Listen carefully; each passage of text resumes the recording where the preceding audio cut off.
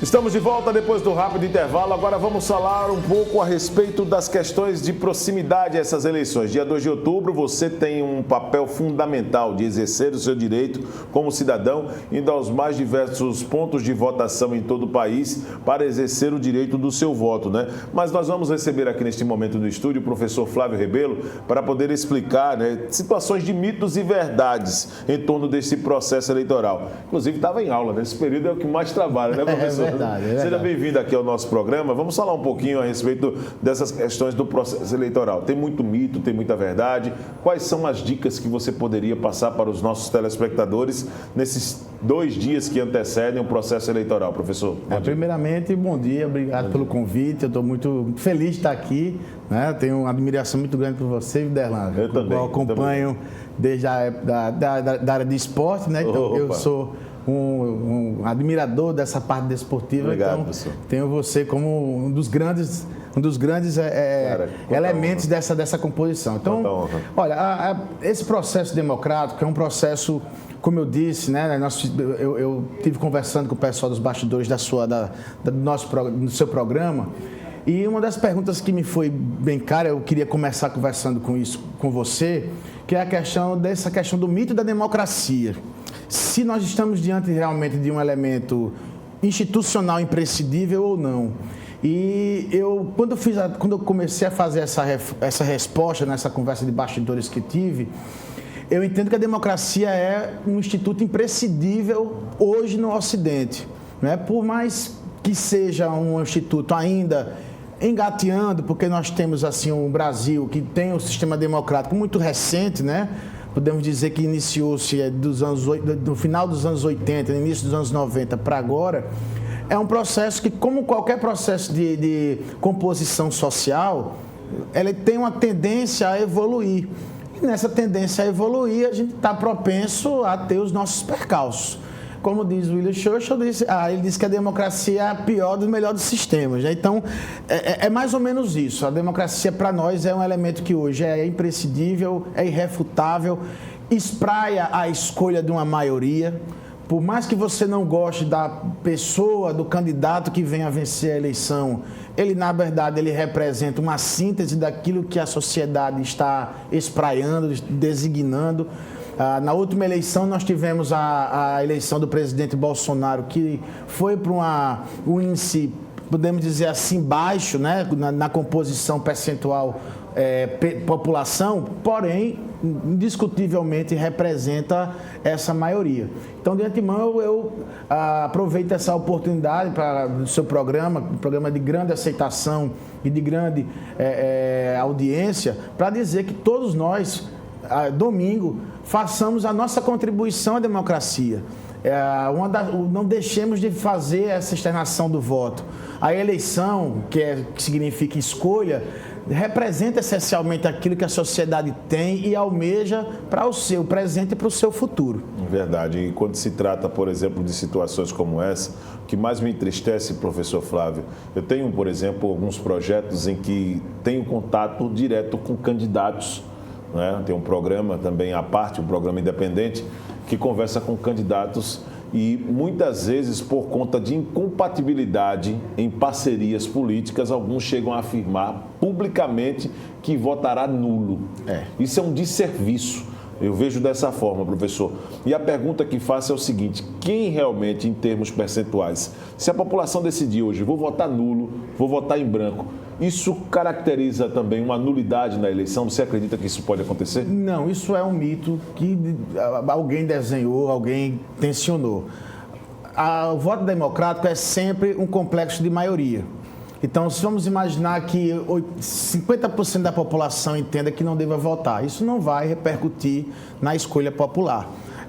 Por quê? Porque, obviamente, nós temos a escolha da ampla maioria da sociedade sendo considerada o elemento representativo. Sim. Né? E isso é interessante, porque o que você falou aqui é uma confusão muito grande que a população faz entre democracia, política e politicagem. São 3 institutos absolutamente diferentes, né? A democracia é a escolha da maioria, não é? A política, ela é a arte da transmissão dos projetos, das ideologias, dos interesses sociais. A política, ela é imprescindível para o nosso mundo, para o nosso meio, para a nossa vida, né? Nós não vamos ter nunca um mundo perfeito, como escreveu Thomas More na sua obra Utopia, porque a utopia, como diz, é uma coisa abstrata. E na política você, obviamente, vai ter essencialmente isso. A politicagem, eu acho que é o elemento que distancia a nossa população de entender que a democracia é um elemento, é uma base institucional para uma mudança social. Entendo. E o que você falou aqui é muito importante, né? Porque essas composições que nós fazemos, o que você faz é política. Nada mais é do que política. Uma política em prol de uma determinada obra social, de um determinado projeto. Mas isso é necessário que nós tenhamos a representação popular para poder encaminhar essas ideias à frente. Isso é muito importante. Agora, muito se fala também, professor Flávio Rebelo, sobre as questões relacionadas às urnas. E com a proximidade da eleição, esse assunto fica tão desgastante. Quando se fala, por exemplo, de credibilidade das urnas eletrônicas, quando se fala, por exemplo, se as urnas ou se coloca em xeque, se elas são seguras, se elas podem ser invadidas. E quando se começa a fazer a apuração, as herésimas já começam a circular nas redes sociais, pessoas que dizem que tiraram fotos de determinadas situações. De fato, para poder destrinchar esse assunto sobre urnas eletrônicas, elas podem ser invadidas, elas são situações que promovem insegurança na veracidade do resultado. O que é que você tem a falar, professor Flávio, a respeito desse assunto? Vamos lá. Desculpando a redundância, isso é um mito. Na verdade, a urna eletrônica, ela é inviolável, ela é auditável, diferentemente do que profere o nosso presidente, respeitando o direito dele de reclamar da lhaneza da urna eletrônica. A urna eletrônica é um processo que não está ligado a nenhum sistema de informática. Então, ele não tem ligação com a internet, ele não tem ligação com nenhum elemento que possa converter os ideais que estão ali consignados. Muita gente diz que quando coloca o número do candidato, sai outro candidato. Já ouvi muitas vezes isso, professor. Eu considero, Viderlan, que isso, na verdade, é um erro na cola. Quando você coloca o número errado e aí a pessoa, às vezes, não tem o discernimento para entender que aquela informação está equivocada e acaba aceitando aquele voto. A urna já foi colocada em xeque inúmeras vezes. Da última vez foi colocada em xeque em 3 universidades aqui no Brasil, salvo engano. Uma foi em Pernambuco, salvo engano, Santa Catarina e São Paulo. Já foi colocada em xeque com a audição do ITA, já foi colocada em xeque com a audição pelo Exército Brasileiro e todos foram unânimes em dizer que a urna é inviolável. Bom, tudo bem, o presidente, seja lá quem for, tem o direito de questionar isso. Porém, não há respaldo para dizer qual é o elemento que possa gerar uma possível fraude. Por quê?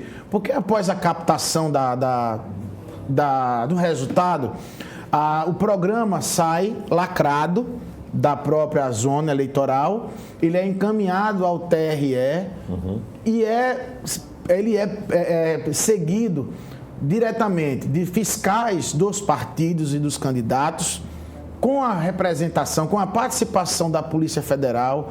A sala que passa a informação também ela é acompanhada para um sistema geral, em que esse sistema é do Exército Brasileiro, então, e de lá é computada no sistema geral do TSE. Para haver uma fraude, deveria haver, na minha opinião, uma convergência de corrupção e de fraudadores muito grande para poder gerar essa possibilidade de mudança da intenção do voto. Então, diante dessas circunstâncias, eu considero inimaginável essa possibilidade. Uma coisa que também é colocada e que muita gente entra no embalo dessa narrativa é: por que o Brasil, por que os Estados Unidos não adotam essa regra? Por que outros países não adotam? Eu sempre digo, porque não querem. Porque se quiserem adotar o sistema como o nosso, o TSE sempre disse que é bem-vindo a passar toda a tecnologia e toda a logística desse processo.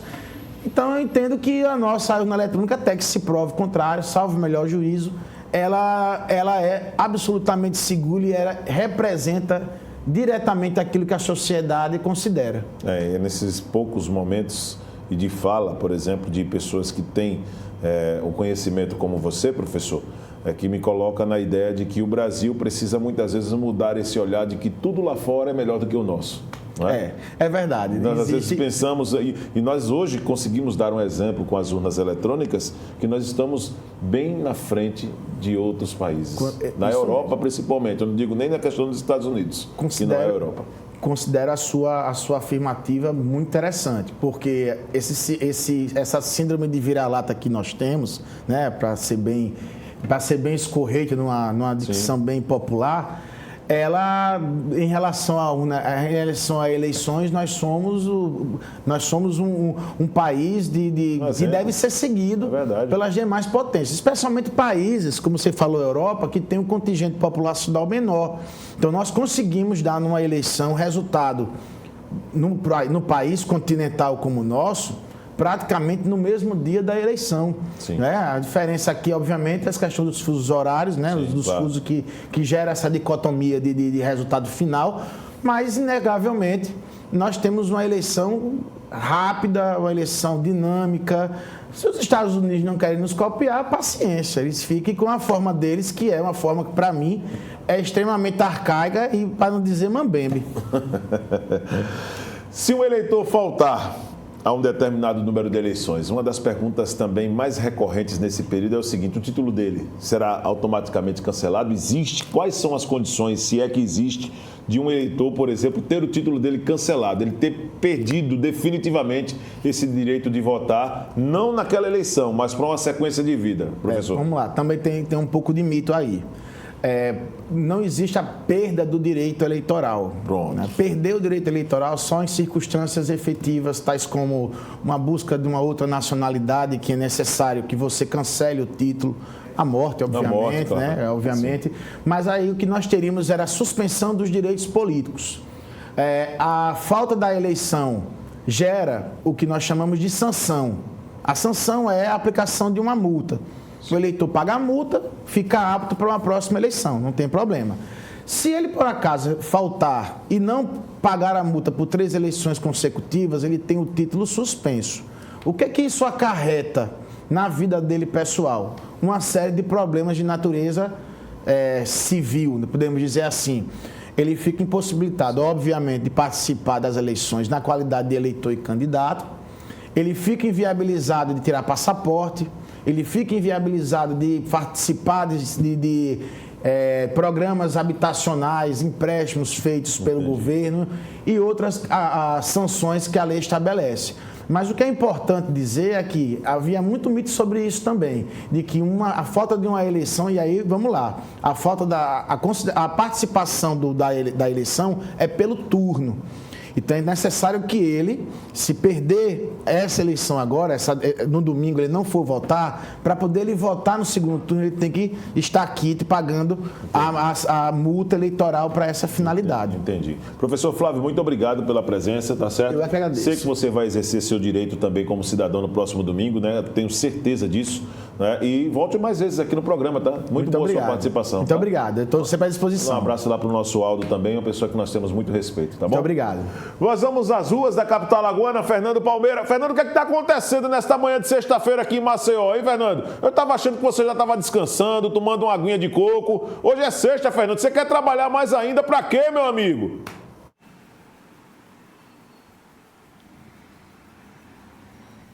O domingo nos espera a festa democrática e a cobertura da TV Mar Eleições 2022. Começou na frente e nós estamos aqui, conforme prometi, aqui na frente da Superintendência da Polícia Federal. É que aqueles mais exaltados cabos eleitorais e mal educados, porque não têm noção da importância de um momento sagrado como o momento democrático da eleição, para respeitar a legislação eleitoral, e vem parar aqui mesmo, na carceragem da Superintendência da Polícia Federal. 2 indivíduos, um no Agreste e outro caso aqui em Maceió, simplesmente fazendo campanha, distribuindo santinho e distribuindo grana, dinheiro, É como eu disse, parece-me que tem candidato aí em cima de uma montanha de dinheiro e fazendo feito Silvio Santos. Quem quer dinheiro? Mas é crime eleitoral e a gente chama a atenção para aqueles que insistem em desrespeitar a nossa legislação. Essa história de não ser preso porque o momento é pré-eleitoral ou eleitoral, isso não é bem por aí não.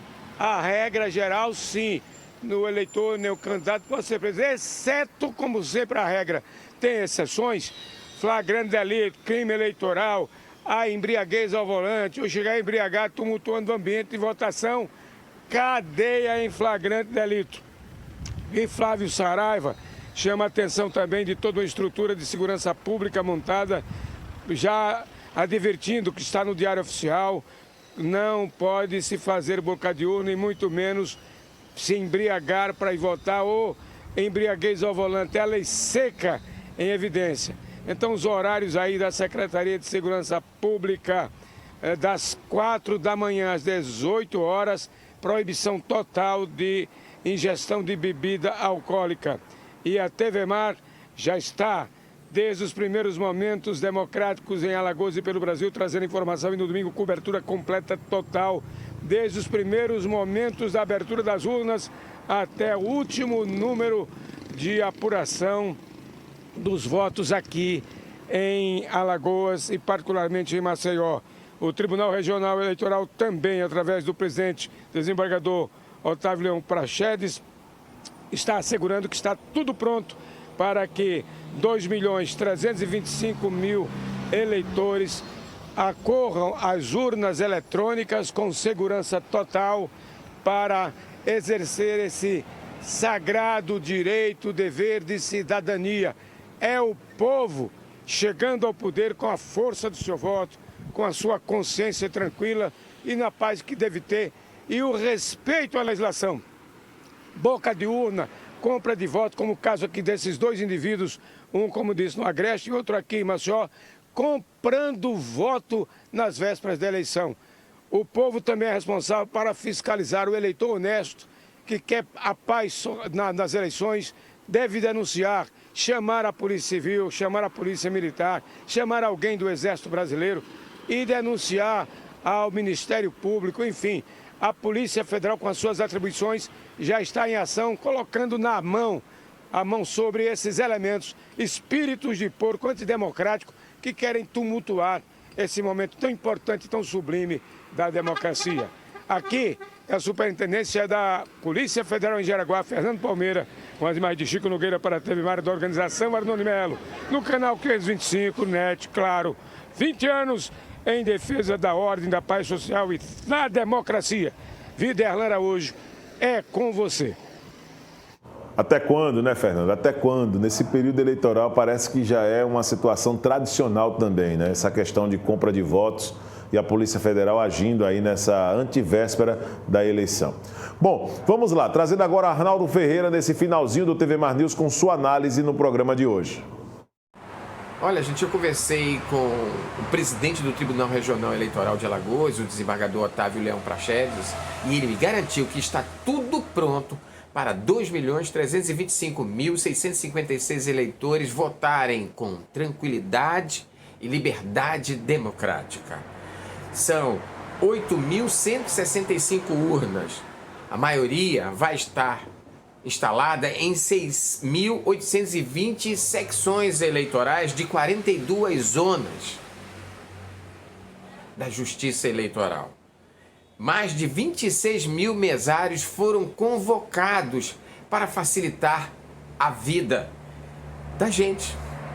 Agora, tudo está nas nossas mãos. Vamos nos preparar para contratar deputados estaduais, deputados federais, um senador, um governador e o presidente da República.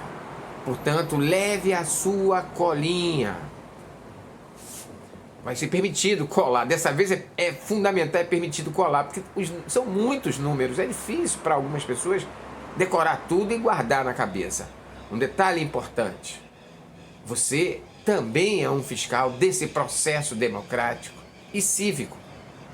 Mas cerca de 90 mil policiais foram mobilizados, perdão, 9 mil policiais, não 90 mil, 9 mil policiais foram mobilizados para garantir a segurança.